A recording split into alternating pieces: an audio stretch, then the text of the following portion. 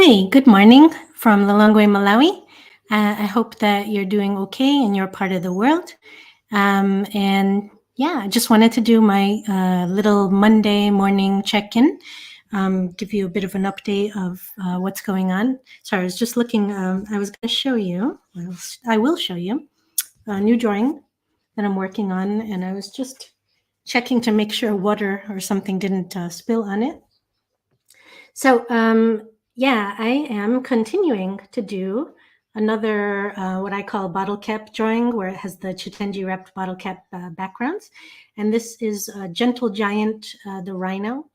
And it's actually a rhino wood carving. So this is sort of a homage to all the wonderful artisans and craftspeople here in Malawi that are making beautiful wood carvings and things of that nature, not to mention the Chitenji patterns and then the wrapping up the Chitenji patterns and doing the bottle cap pot holders and coasters and things like that. I usually have them around, but I think some of them are on the wall at the moment. Anyway, so this is what I'm working on, and I tend to, I don't know about you, but I overthink everything. 20 years ago, when I was, even over 20 years ago, when I was painting and drawing and I was in art school, I don't know if I would have made this kind of artwork that I'm making now, because I'm very much influenced by social activism, making the world a better place. So it was hard for me at that time to do any kind of, art for art's sake, where you're just painting the pretty vase of flowers or that sort of thing. So how do I choose what I'm drawing now, 20 years later? I guess because I'm older. Hopefully I don't look too much older, but I know I do.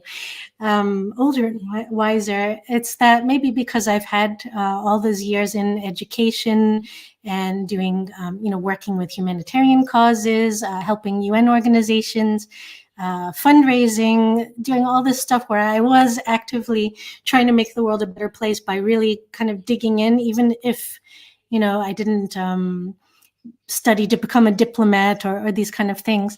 So I have all of that behind me. And what I've found in my older years is that sometimes just by sharing color and patterns and symbols that mean a lot to people, that uplift people, that in its own way, it actually makes the world a better place. So why am I making this series? Well, basically, I was ready to go off in a whole other direction. And then I'm thinking, I'm only in Malawi, probably another year. And so I'm actually going to let the location guide me. And so, whatever I do after a year is whatever I do in the future. But for now, I'm here.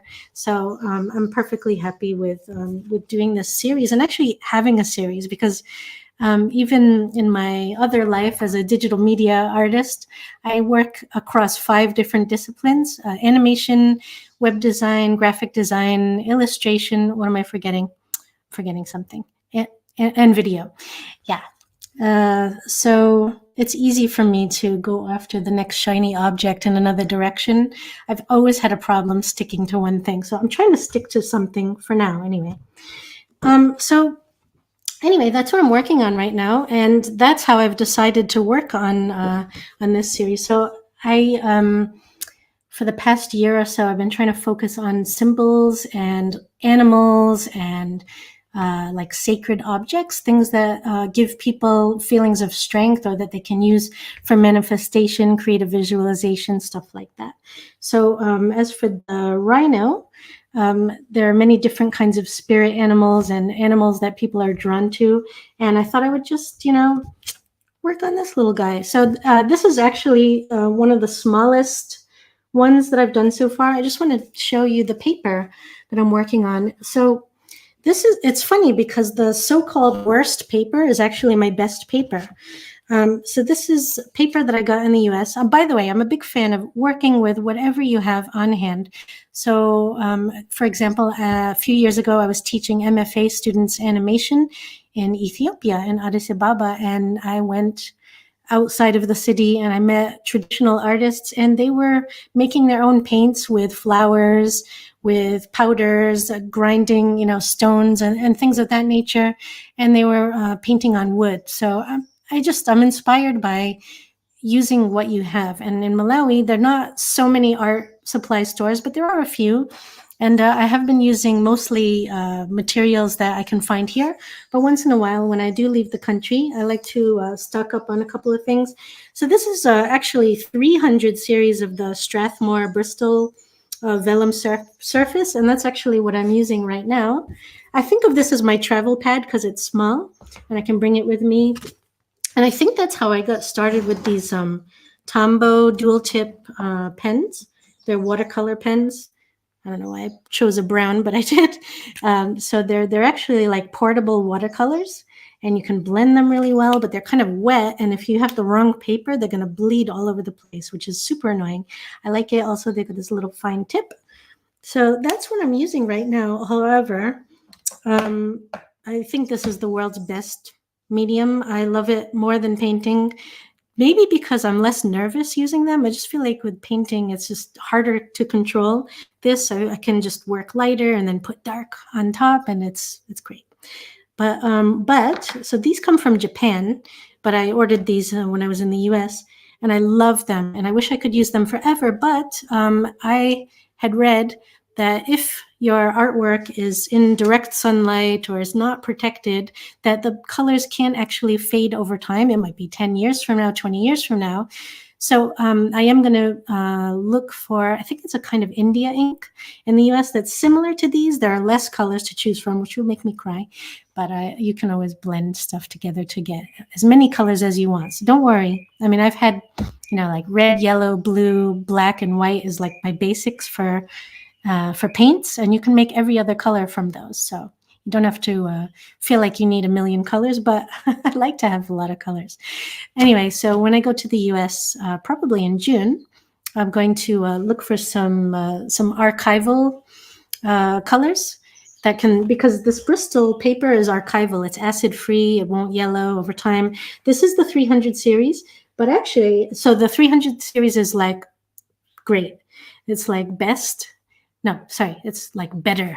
See, it actually says on here. Hang on. Better 300 series. So this is a high quality archival paper. I like it because it's thick. It's got like a little bit of like a tooth to it, which is like a artsy talk for bumpiness. Love it. It's like heavy, durable. I use like a fixative spray to lock everything down so that my colors do not fade. But I also have, this is not Strathmore. This is a different one, but this is a little bit bigger. I used this for the recent elephant one that I did and the chameleon. I like it, but it bleeds a little bit, so it kind of bugs me.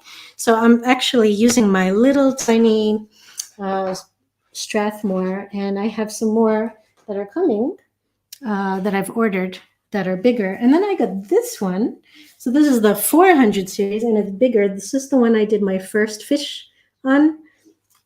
Because I wanted to start working bigger, but actually, unfortunately, I don't like this paper.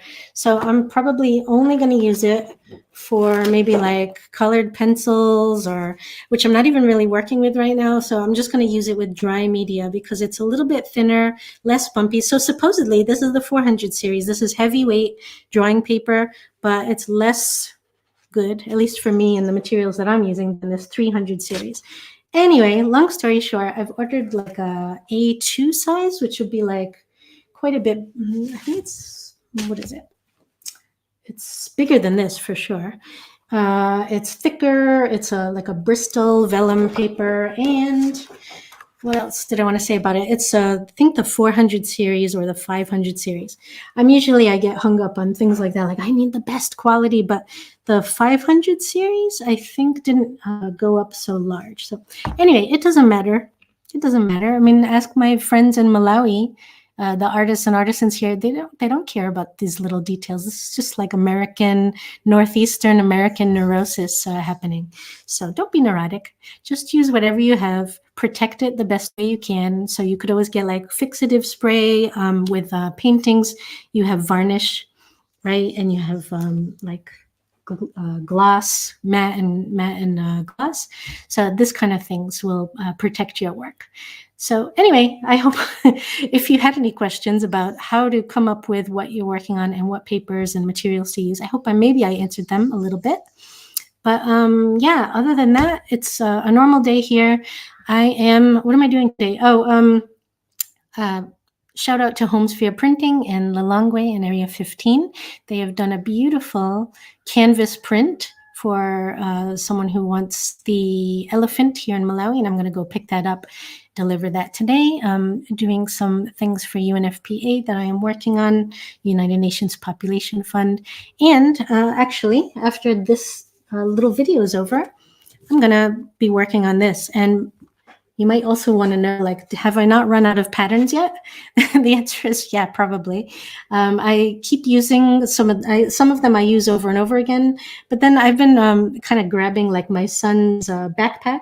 Yeah, this is my son's library bag pattern that he has, and then we have like a computer bag that we're using, and I just grab a couple of patterns off of there, and yeah, just like around the house stuff. It's all good. All right. So have a great week.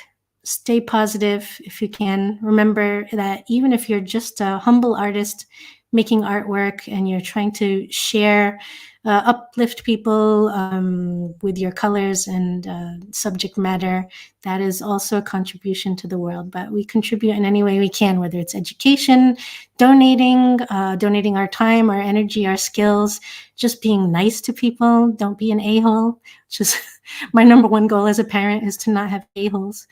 And they're not. They have big hearts. So it's awesome. Anyway, have a great day. Take care. Bye.